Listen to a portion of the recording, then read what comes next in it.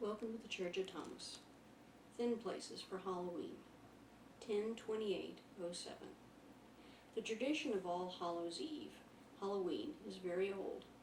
It is celebrated in many forms in Christian communities, among others.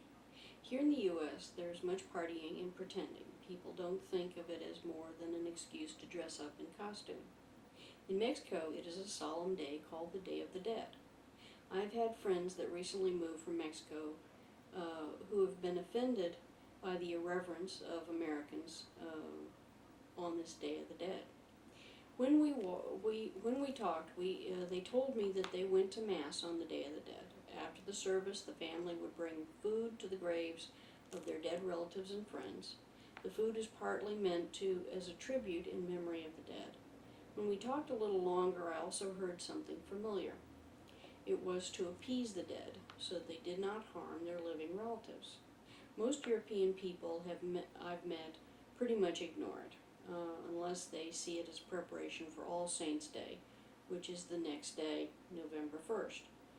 In Britain, it's also pretty calm compared to the U.S., but I have heard from one of our people that they do like to dress up. This day was special long before Christians showed up on the spiritual scene. There are other groups that see this in a different kind of day. Wiccans call it Samhain.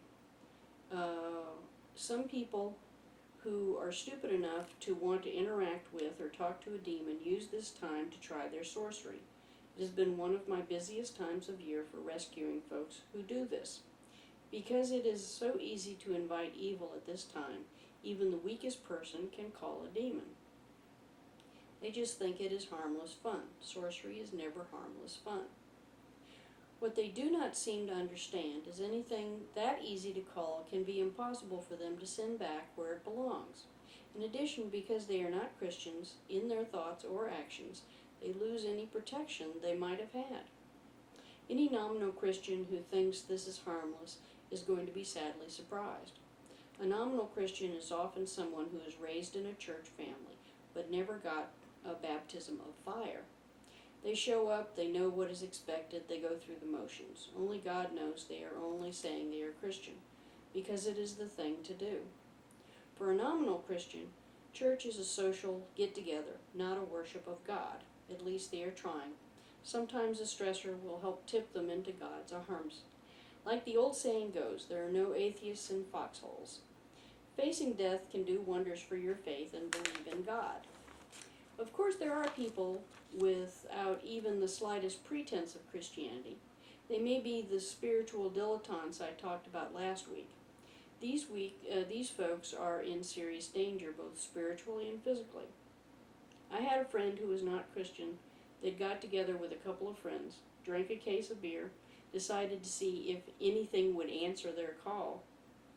He had to stay at my place for 3 days before what they called went away. Let's just say he was not that stupid again. We were much closer friends after that incident. It took place on Halloween. Just a side note, both of his friends wound up in a psych ward. I wish they had believed him when he tried to get them to come to my place. That was when I was 18. I wasn't very strong then. I could not make them go away. All I could do was keep them away from my friend. I have matured a bit over the years. I've seen and felt a lot of things I would have preferred not to have experienced. I'm much more experienced now. I use the same formula that Jesus taught his disciples to use.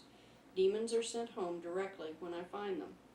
If I cannot do it by myself, I ask our big brothers and sisters, the angels, to go and protect the person who is in danger.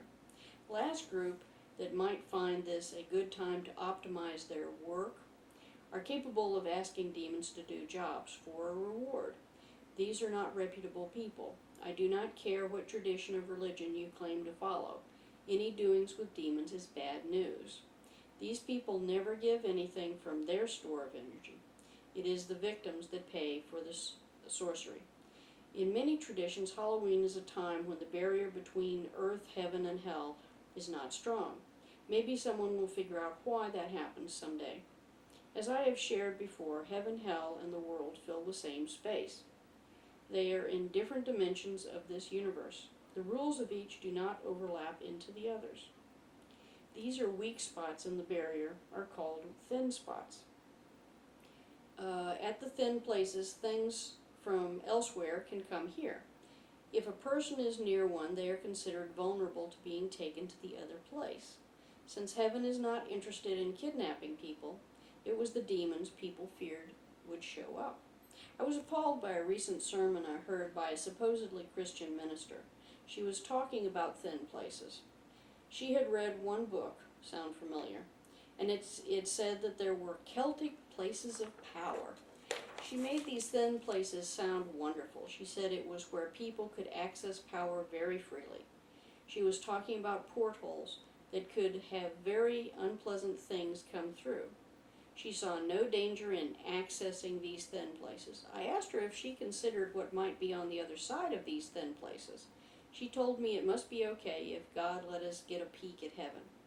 I asked her what her views on hell were.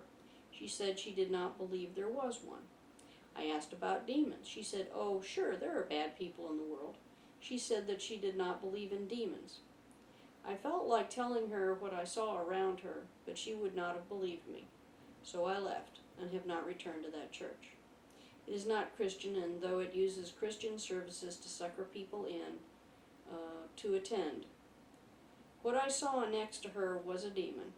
It looked pretty happy at her responses to my questions. I think I know what it was laughing about. She did not believe in it, but the demon definitely believed in her usefulness. Sadly, the entire denomination is infested with demons that they do not believe in. I cannot help a group who does not want my aid. In the old days, at Halloween, people were huddled up in their homes. Because the demons were outside, they did not want to invite anything into their homes. They let the children out only if they were dressed as demons, so they blended in with the demons out there. When you opened your door, you never knew if it was a neighborhood kid or a demon. You treated every visitor as if it was a demon, just in case. In parody of the demons, the children would ask to come in. When denied access to the homes, they would demand something to appease them. They would not go away until they were appeased. If someone was bold enough to say, "Get lost," an ultimatum was issued by the child or demon. The ultimatum was that they would be harassed until the slacker came into compliance and offered a gift to get them to go away. Rocks were thrown, windows and doors knocked on, and other reminders that they were not leaving. And thus was born the watered-down version, Trick or Treat.